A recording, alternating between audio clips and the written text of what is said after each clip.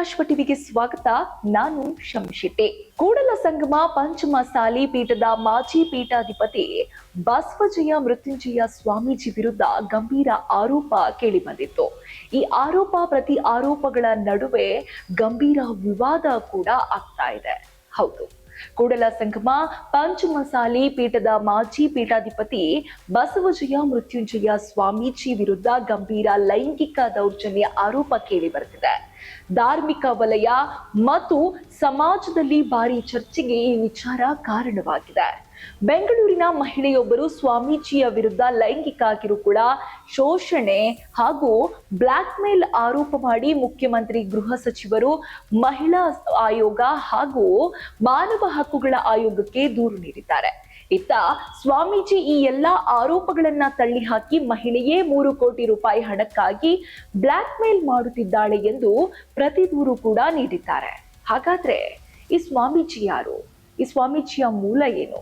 ಈ ಸ್ವಾಮೀಜಿಯ ಮೇಲೆ ಇಷ್ಟು ದೊಡ್ಡ ಆರೋಪ ಬರ್ಲಿಕ್ಕೆ ಕಾರಣ ಏನು?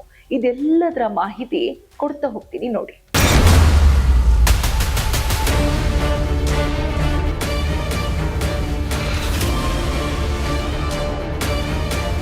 ಶ್ರೀ ಬಸವಜಯ ಮೃತ್ಯುಂಜಯ ಸ್ವಾಮೀಜಿ ಕೂಡಲ ಸಂಗಮದ ಪಂಚಮಸಾಲಿ ಪೀಠದ ಮಾಜಿ ಪೀಠಾಧಿಪತಿ, ಕರ್ನಾಟಕದ ಪಂಚಮಸಾಲಿ ಲಿಂಗಾಯತ ಸಮುದಾಯದ ಪ್ರಮುಖ ಮುಖಂಡ ಕೂಡ ಹೌದು. ವಿಶೇಷವಾಗಿ 2A ಮೀಸಲಾತಿ ಹೋರಾಟದ ನಾಯಕ ಅಂತಲೂ ಕೂಡ ಪ್ರಸಿದ್ಧಿ ಪಡೆದವರು.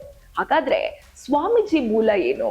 ಎಸ್, ಸ್ವಾಮೀಜಿ ಮೂಲತಃ ಕರ್ನಾಟಕ ರಾಜ್ಯದ ಉತ್ತರ ಭಾಗ ಅಂದ್ರೆ ಬಾಗಲಕೋಟೆ, ವಿಜಯಪುರ ಭಾಗದವರು. ಪಂಚಮಸಾಲಿ ಲಿಂಗಾಯತ ಸಮುದಾಯದ ಹಿನ್ನೆಲೆಯಿಂದ ಬಂದವರು. ಸಮುದಾಯದ ಧಾರ್ಮಿಕ ಹಾಗೂ ಸಾಮಾಜಿಕ ಚಟುವಟಿಕೆಯಲ್ಲಿ ಹೆಚ್ಚು ತನ್ನನ್ನು ತಾನು ತೊಡಗಿಸಿಕೊಂಡು ಬೆಳೆದವರು. ಪಂಚಮಸಾಲಿ ಸಮುದಾಯವನ್ನ OBC 2A ವರ್ಗಕ್ಕೆ ಸೇರಿಸಬೇಕು ಎಂಬ ಬೇಡಿಕೆ ಇಟ್ಟಿರುವಂತವರು. ಈಗಿರುವ 3B ವರ್ಗದ 5% ಮೀಸಲಾತಿಯ ಬದಲು 2A ಅಂದ್ರೆ ಸುಮಾರು 15% ಮೀಸಲಾತಿ ಪಡೆಯುವ ಹೋರಾಟಕ್ಕೆ ಕೈ ಹಾಕಿ ಈ ಹೋರಾಟವನ್ನ ಮಾಡಿ ಕೂಡ ತೀರ್ತಾರೆ. ಇನ್ನು ಅವರ ಪ್ರಮುಖ ಹಂತಗಳನ್ನ ನೋಡ್ತಾ ಬಂದ್ರೆ, ರಾಜ್ಯವ್ಯಾಪಿ ಪಾದಯಾತ್ರೆಯನ್ನ ನಡೆಸ್ತಾರೆ. ಸುವರ್ಣ ವಿಧಾನಸೌಧದ ಮುಂದೆ ಪ್ರತಿಭಟನೆಯನ್ನ ಕೈಗೊಳ್ಳುತ್ತಾರೆ. ಸಾವಿರಾರು ಜನರನ್ನ ಸೇರಿಸಿ ಭಾರಿ ಸಮಾವೇಶಗಳು ಹಾಗೂ ಸರ್ಕಾರದ ಮೇಲೆ ಒತ್ತಡ ತರುವ ಕಾರ್ಯಾಚರಣೆ ಕೂಡ ಮಾಡ್ತಾರೆ. ಹಲವು ಬಾರಿ ಬಂಧನ ಆಗ್ತಾರೆ. ಪ್ರತಿಭಟನೆ ತೀವ್ರಗೊಂಡ ಘಟನೆಗಳು ಕೂಡ ನಡೆದು ಹೋಗಿದೆ. ಹಾಗಾದ್ರೆ ಸ್ವಾಮೀಜಿಗೂ ರಾಜಕೀಯಕ್ಕೂ ಏನಾದ್ರೂ ಸಂಬಂಧ ಇದೆಯಾ? ಸ್ವಾಮೀಜಿಯ ರಾಜಕೀಯದ ನಿಲುವು ಏನು ಅಂತ ನೋಡಿದ್ರೆ, ಸ್ವಾಮೀಜಿ ನೇರ ರಾಜಕಾರಣದಲ್ಲಿಲ್ಲ, ಯಾವುದೇ ರಾಜಕಾರಣಿಯೂ ಅಲ್ಲ. ಆದರೆ ರಾಜಕೀಯದ ಮೇಲೆ ಭಾರಿ ಪ್ರಭಾವ ಬೀರಿದ್ದಾರೆ. 2A ಮೀಸಲಾತಿ ಬೆಂಬಲಿಸುವವರನ್ನೇ ಆಯ್ಕೆ ಮಾಡಿ ಎಂದು ಕೂಡ ಕರೆ ಕೂಡ ನೀಡಿದ್ರು.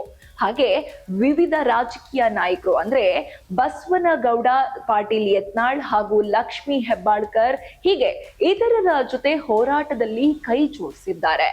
ಇನ್ನು ಇವರ ಪಾತ್ರವನ್ನ ನೋಡಿದ್ರೆ, ಮುಖ್ಯವಾಗಿ ಸಮಾಜದಲ್ಲಿ ಇವರು ಯಾವ ವಿಚಾರವಾಗಿ ಅತಿ ಹೆಚ್ಚು ಪಾತ್ರ ವಹಿಸ್ತಾರೆ ಅಂದ್ರೆ, ಮುಖ್ಯವಾಗಿ ಇವರು ಗುರುತಿಸಿಕೊಂಡಿದ್ದು ಧಾರ್ಮಿಕ ನಾಯಕನಾಗಿ, ಹಾಗೇನೆ ಒಂದಿಷ್ಟು ಸಮಾಜದ ಬೇಡಿಕೆಗಳ ಪರವಾಗಿ ನಿಂತು ಹೋರಾಟವನ್ನ ಕೈಗೊಂಡು ರಾಜಕೀಯ ಪ್ರಭಾವಿ ಮುಖಂಡ ಅಂತ ಕೂಡ ಇವರು ಗುರುತಿಸಿಕೊಂಡಿದ್ದಾರೆ.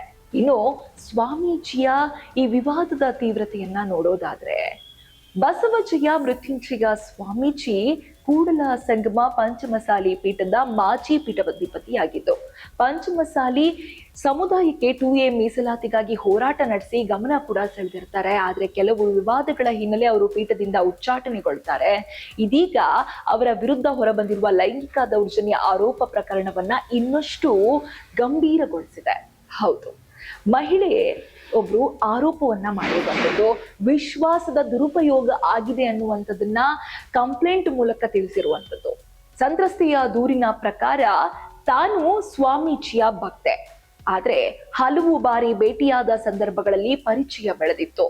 ಈ ವಿಶ್ವಾಸವನ್ನ ದುರುಪಯೋಗ ಮಾಡಿಕೊಂಡು ಮಠಕ್ಕೆ ಕರೆಸಿ ಪ್ರಸಾದ ನೀಡುವ ನೆಪದಲ್ಲಿ ಅಸಭ್ಯವಾಗಿ ವರ್ತಿಸಿ ದೈಹಿಕವಾಗಿ ಕಿರುಕುಳ ನೀಡಿದರೆಂದು ಆರೋಪಿಸಲಾಗಿದೆ. ಹಾಗಾದ್ರೆ ಮಹಿಳೆ ನೀಡಿರುವ ದೂರಿನಲ್ಲೇನಿದೆ ತಿಳಿಸ್ತಾ ಹೋಗ್ತೀನಿ ನೋಡಿ. ಸ್ವಾಮೀಜಿ ಅಸಭ್ಯ ಪದಗಳನ್ನ ಬಳಸಿ ಅನೈತಿಕವಾಗಿ ವರ್ತಿಸ್ತಿದ್ರಂತೆ. ತನಗೇ ತಿಳಿಯದಂತೆ ಖಾಸಗಿ ವಿಡಿಯೋ ಚಿತ್ರೀಕರಣ ಮಾಡಿದ್ದಾರೆ ಎಂದು ಕೂಡ ಆರೋಪಿಸಲಾಗಿದೆ. ಹಾಗೆ ಆ ವಿಡಿಯೋವನ್ನ ಆಧಾರ ಮಾಡಿಕೊಂಡು ನಿರಂತರವಾಗಿ ಬ್ಲಾಕ್ ಮೇಲ್ ಮಾಡುತ್ತಿದ್ದಾರೆ ಎಂದು ಕೂಡ ಈ ಕಂಪ್ಲೇಂಟ್ ನಲ್ಲಿ ತಿಳಿಸಲಾಗಿದೆ. ಅಲ್ಲದೆ ರಾತ್ರಿ ವೇಳೆ ಫೋನ್ ಮಾಡಿ ಬೆತ್ತಲೆ ವಿಡಿಯೋ ಕಾಲ್ ಮಾಡು, ಇಲ್ಲದಿದ್ದರೆ ವಿಡಿಯೋವನ್ನ ಸಾಮಾಜಿಕ ಜಾಲತಾಣಗಳಲ್ಲಿ ಹರಡುತ್ತೇನೆ ಎಂದು ಬೆದರಿಕೆ ಹಾಕ್ತಿದ್ದರಂತೆ. ಮಹಿಳೆ ದೂರಿನಲ್ಲಿ ಇವೆಲ್ಲವನ್ನ ಕೂಡ ಉಲ್ಲೇಖಿಸಿದ್ದಾರೆ. ಹಾಗೂ ಈ ಘಟನೆಗಳಿಂದ ತಾನು ಭಯ, ಮಾನಸಿಕ ಒತ್ತಡ ಮತ್ತು ಅವಮಾನವನ್ನ ಅನುಭವಿಸುತ್ತಿದ್ದೇನೆ ಎಂದು ಮಹಿಳೆ ತಿಳಿಸಿದ್ದಾರೆ. ತನಿಖೆಯ ಸಂದರ್ಭದಲ್ಲಿ ಕರೆ ರೆಕಾರ್ಡ್ಗಳು ಮತ್ತು ಆಡಿಯೋ ಸಾಕ್ಷಿಗಳನ್ನು ನೀಡಲು ಸಿದ್ಧಳಿದ್ದೇನೆ ಎಂದು ಕೂಡ ಹೇಳಿದ್ದಾರೆ. ಇನ್ನು ಸರ್ಕಾರಿ ಮಟ್ಟದಲ್ಲಿ ದೂರು ಹೋಗಿದೆ. ಅಂದ್ರೆ ಈ ಗಂಭೀರ ಆರೋಪಗಳನ್ನ ಗಮನದಲ್ಲಿಟ್ಟುಕೊಂಡು ಮಹಿಳೆ ಮುಖ್ಯಮಂತ್ರಿ ಸಿದ್ದರಾಮಯ್ಯ, ಗೃಹ ಸಚಿವರು, ರಾಜ್ಯ ಮಹಿಳಾ ಆಯೋಗ ಮತ್ತು ಮಾನವ ಹಕ್ಕುಗಳ ಆಯೋಗಕ್ಕೆ ದೂರು ಸಲ್ಲಿಸಿದ್ದಾರೆ. ಪ್ರಕರಣದ ತೀವ್ರತೆಯನ್ನ ಗಮನಿಸಿ ಸೂಕ್ತ ತನಿಖೆ ನಡೆಸುವಂತೆ ಒತ್ತಾಯಿಸಿದ್ದಾರೆ. ಇನ್ನು ಈ ವಿಚಾರವಾಗಿ ಸ್ವಾಮೀಜಿಯ ಪ್ರತಿಕ್ರಿಯೆ ಏನು? ಈ ಬ್ಲಾಕ್ ಮೇಲ್ ಆರೋಪವನ್ನ ಸ್ವಾಮೀಜಿಯವರು ಒಪ್ಕೊಂಡ್ರ? ಇಲ್ಲ. ಇತ್ತ ಬಸವಜಯ ಮೃತ್ಯುಂಜಯ ಸ್ವಾಮೀಜಿ ತಮ್ಮ ವಿರುದ್ಧದ ಎಲ್ಲಾ ಆರೋಪಗಳನ್ನ ಸಂಪೂರ್ಣವಾಗಿ ತಳ್ಳಿ ಹಾಕಿದ್ದಾರೆ.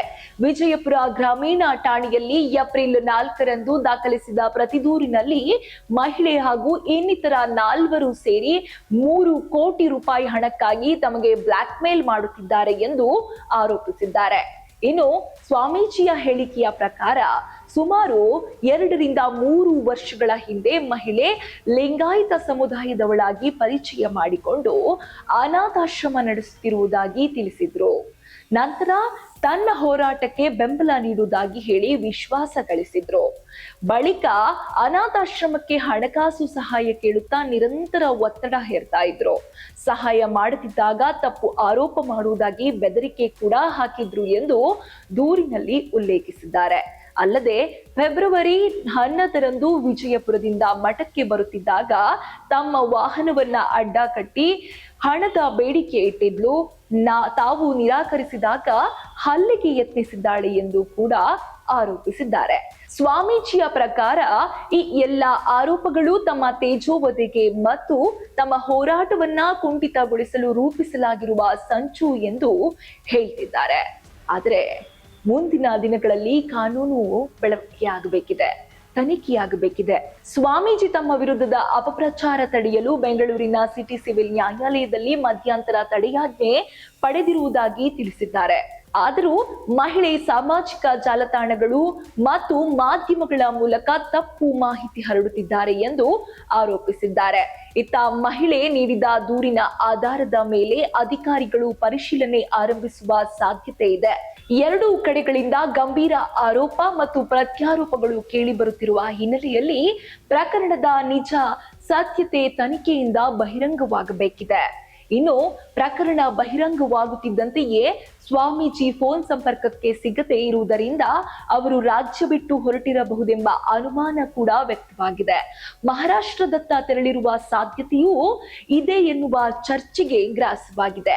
ಇದೇ ವೇಳೆ ಶಾಸಕ ವಿಜಯಾನಂದ ಕಾಸೆಪ್ಪನವರು ಬೆಂಕಿ ಇಲ್ಲದೆ ಹೊಗೆಯಾಡಲ್ಲ ಎಂದು ಹೇಳಿ ಘಟನೆ ಬಗ್ಗೆ ಅನುಮಾನ ವ್ಯಕ್ತಪಡಿಸಿದ್ದು ಪ್ರಕರಣಕ್ಕೆ ಮತ್ತಷ್ಟು ರಾಜಕೀಯ ಮಸಾಲೆ ಸೇರಿಸಿದಂತಿದೆ.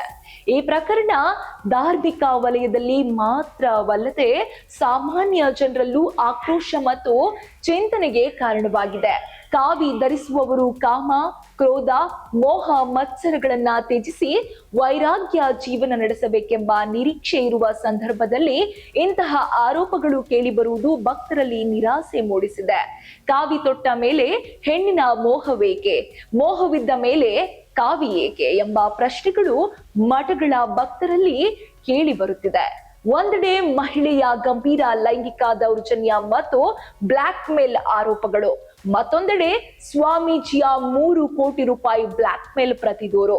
ಈ ಎರಡರ ನಡುವೆ ಸತ್ಯ ಏನು ಎಂಬುದು ತನಿಖೆಯಿಂದ ಮಾತ್ರ ಸ್ಪಷ್ಟವಾಗಲಿದೆ. ಪ್ರಕರಣದ ತೀವ್ರತೆ ಮತ್ತು ಸಾಮಾಜಿಕ ಪರಿಣಾಮಗಳನ್ನ ಗಮನಿಸಿ ಸಮಗ್ರ ಹಾಗೂ ನಿಷ್ಪಕ್ಷ ತನಿಖೆ ಅಗತ್ಯವಾಗಿದೆ. ಈ ಘಟನೆ ಮತ್ತೊಮ್ಮೆ ಧಾರ್ಮಿಕ ಸಂಸ್ಥೆಗಳ ಜವಾಬ್ದಾರಿತನ, ನೈತಿಕತೆ ಮತ್ತು ಸಾರ್ವಜನಿಕ ನಂಬಿಕೆಯ ಬಗ್ಗೆ ದೊಡ್ಡ ಚರ್ಚೆಗೆ ಕಾರಣವಾಗಿದೆ. ಏನೇ ಇರಲಿ, ನೈಜತೆ ತಿಳಿಯಬೇಕಂದ್ರೆ ತನಿಖೆ ನಿಷ್ಪಕ್ಷವಾಗಿ ನಡೆಯಲೇಬೇಕು. ಕಾನೂನು ಹೋರಾಟ ಮೂಲಕವೇ ಇದಕ್ಕೊಂದು ಪೂರ್ಣ ವಿರಾಮ ಬೀಳಬೇಕಿದೆ. ಇದಿಷ್ಟು ಈ ಹೊತ್ತಿನ ವಿಶೇಷ. ಇನ್ನಷ್ಟು ಅಪ್ಡೇಟ್ಸ್ಗಾಗಿ ನೋಡ್ತಾ ಇರಿ ಸಪ್ತಾಶ್ವ ಟಿವಿ. ಇನ್ನಷ್ಟು ಹೆಚ್ಚಿನ ಮಾಹಿತಿಗಾಗಿ Saptashwa TV Kannada YouTube channel ಅನ್ನು ಸಬ್ಸ್ಕ್ರೈಬ್ ಮಾಡಿಕೊಳ್ಳಿ.